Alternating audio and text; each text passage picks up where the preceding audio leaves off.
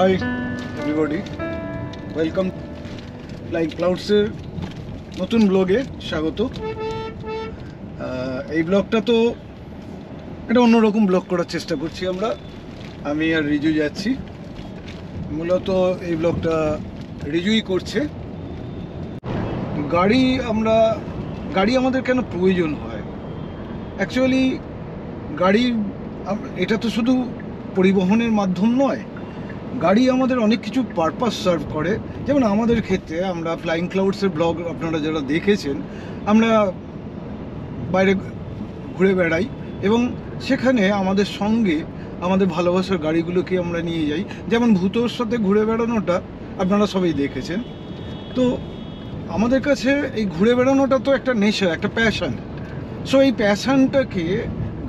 প্যাশনটাকে আমরা মনে করি প্যাশনটাকে গাড়ি বাস্তবায়িত করে। কি? হ্যাঁ, আর আমাদের এর আগে ছিল হচ্ছে একটা লাল রঙের শেভরোলে স্পার্ক। শেভরোলে ভারতে আসে 2003 সালে, আর অ্যারাউন্ড 2010 আমাদের মানে বাবার বেসিক্যালি একটা গাড়ি কেনার একটু ফান্ড জমিয়েছিলেন, তো এবার প্রয়োজন ছিল। তো আমরা আর কি বাবার বিশেষত ওই অল্টো, মারুতি সুজুকি অল্টো কেনার ইচ্ছা ছিল। আর সে বাবা মানবে কি মানবে না জানি না, তবে আমি তখন খুব ডিসকভারি টার্বো দেখতাম। তো এই ডিসকভারি টার্বোতে দেখতাম শেভরোলের ইঞ্জিনের খুব নাম। তো মেবি আমার কথায় কিনা বাবার মনে হয়েছে একটা আমেরিকান ইঞ্জিন, শেভরোলের খুব নাম করা ব্র্যান্ড, তো সেটাতে আর কি আমরা ফাইনালাইজ করলাম একখানা বেস মডেল টুকটুকে লাল রঙের, যেটা আমার মায়ের খুব পছন্দ হয়েছিল। তো আমরা ওই লাল চেরি রেড স্পার্ক আমরা কিনলাম। তো সেটা আমাদের খুবই ভালো চলেছিল, দুর্দান্ত ছিল, অনেক দিন ধরে চলেছে, আর খুবই মানে কোনোদিনও আমাদেরকে কোনো অসুবিধায় ফেলেনি আনটিল কোনো মিস্টেরিয়াস কারণে আমাদের কোম্পানিটা ছেড়ে চলে গেল। শেভরোলে ভারত ছেড়ে দিয়েছে আজ কিছু বছর হয়েছে, আর তার পার্টস পাওয়া যাচ্ছিল না। তো এইসব অনেক কোম্পানিটা যেমন চলে গেল, তারপর যখন চলে গেল আবার আমরা দেখলাম কি আমাদের গাড়িটারও 15 বছর বয়স হয়ে গেল। তো আমরা আরও একটা কথা ভাবলাম যে আমাদের তো অনেক বন্ধু বা আত্মীয়রা আছেন যাদের এই বাইক চালিয়ে ট্যুর করার মানে শারীরিক ক্ষমতাও নেই বা পছন্দ করেন না অনেকে। তো অ্যাকচুয়ালি আমরা যদি একটা গাড়িতে যাই তাহলে তাদেরও সঙ্গে নেওয়া যেতে পারে, সেরকম একটা ট্রিপও করা যেতে পারে, এরকম ভাবলাম আর কি। হ্যাঁ, তো যেটা বলছিলাম আর কি, মানে আমাদের এত ভাবছিলাম এইটা নিয়ে যে 4 হুইল ড্রাইভ গাড়ি নেবো না নেবো, কারণ মানে বেসিক্যালি আমরা যেখানে যেখানে ঘুরতে যাই চেষ্টা করি যে অবভিয়াস জায়গাগুলো না যাওয়ার।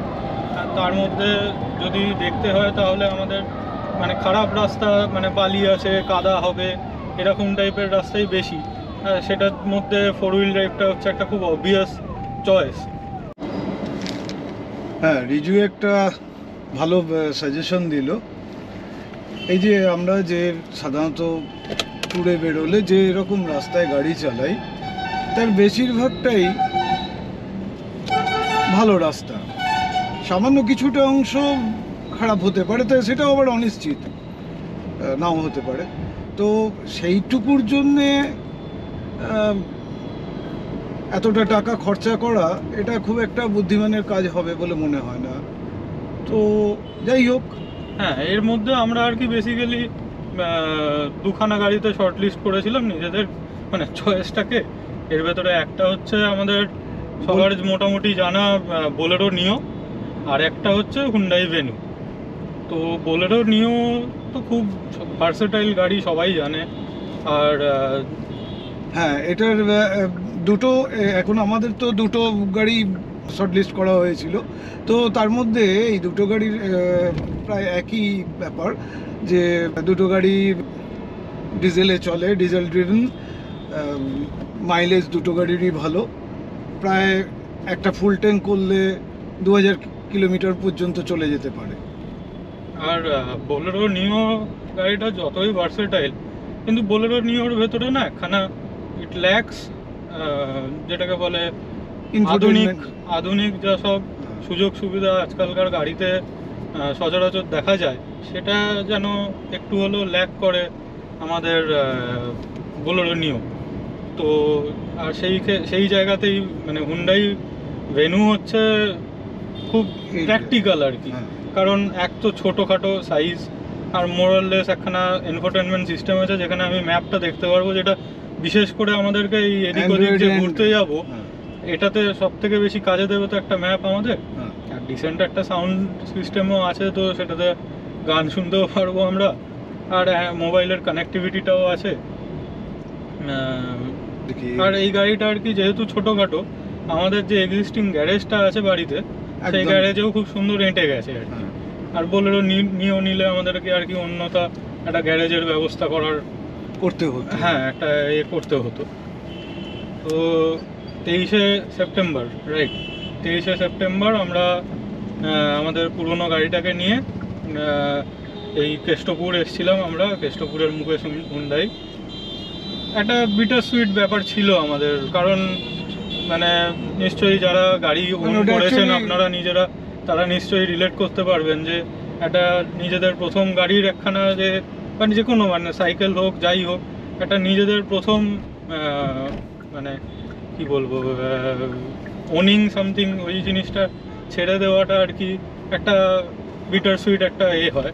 আর একটা ব্যাপার ছিল কি, এটা আমাদের দুজনেরই নিজেদের চালানো নিজেদের প্রথম গাড়ি।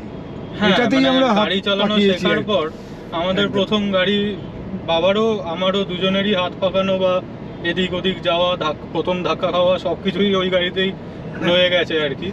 তো অনেক ওটার স্মৃতি একখানা, আর কি। হ্যাঁ, অনেক স্মৃতি। তো সেই মানে স্মৃতি মাখা একখানা বাজে লাগা একটা তো ভালো লাগা দুঃখ হয়ই আর কি। মিলিয়ে মিশিয়ে আমরা যখন Showroom-এ। শোরুমে ঢুকলাম, ওরা সবাই তো আমাদেরকে খুব আনন্দে আপ্যায়ন করলো আর কি, মানে যেরকম নর্মালি হয়ে থাকে। হ্যাঁ, তো অভিনন্দন বেশ। জানালো। আর আমাদের এই গাড়িটা আমরা হুন্ডাই ভেনু নিলাম। এটা মানে কি বলবো, আমার মানে ডিজেল অনুযায়ী হুন্ডাইয়ের ডিজেল ইঞ্জিন 1.5 লিটার CRDI এর, মানে এটা তো নতুন ইঞ্জিন, বাট ডিজেল ইঞ্জিন হুন্ডাইয়ের কিন্তু খুব নাম করা, আর এটাও তার মধ্যে অন্যতম। আর 114 bhp পাওয়ার জেনারেট করে। আর এটা তুখোর গাড়ি, মানে শুধু 4টে চাকা আর ইঞ্জিন তো নয় শুধু, তার সাথে আধুনিক কিছু নতুন নতুন জিনিস, মানে সব থেকে উইয়ার্ড জিনিসেও ভর্তি গাড়ি। কি আর টার্মটা আমাদের- বলছিলি, কি এসইউভি? জ্যাকড আপ হ্যাচব্যাক, হ্যাঁ, এগুলোকে বলে হচ্ছে মানে হ্যাচব্যাক গাড়ি with more ground clearance to tackle Indian roads. তো আর এটা ইজ ভেরি কম্প্যাক্ট, আর ছোটোখাটো হওয়ার জন্য টুকটাক এইরকম মানে জ্যাম জমাটের মধ্যে দিয়ে ইজিলি একদম, কেটে একদম। কেটে বেরিয়ে যাওয়া যায়। আর ইঞ্জিনও খুব ভালো, পাওয়ারও খুব ভালো, আর সব কিছু সময় দরকারি অনেক কিছু জিনিসও আছে, যেরকম এই Price টা- স্ক্রিনের কথাটা বললাম। আমাদের প্রাইসটাও খুব লুক্রেটিভ প্রাইস ছিল। ভালো আমাদের price সব দিয়েছে। সব মিলিয়ে 12 লাখসের আশপাশেই হয়ে গেছে। সঙ্গে অবশ্য আমাদের পুরনো গাড়িটা এটা দিতে হয়েছে এক্সচেঞ্জে।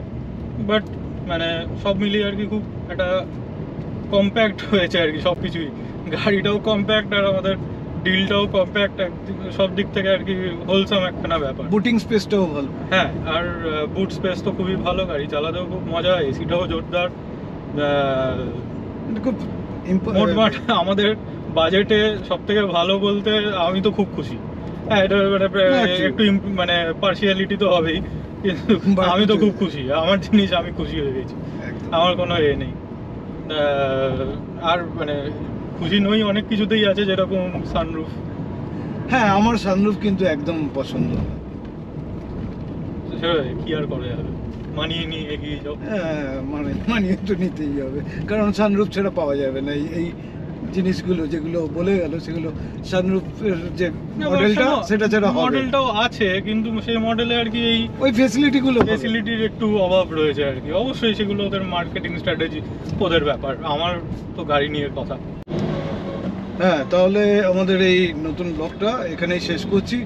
আপনাদের কাছে একটা আর্জি আছে, একটা রিকোয়েস্ট আছে, যে আপনারা বলুন যে এই আপনারা তো দেখেছেন আমরা ভূতোর সাথে ট্যুর করেছি।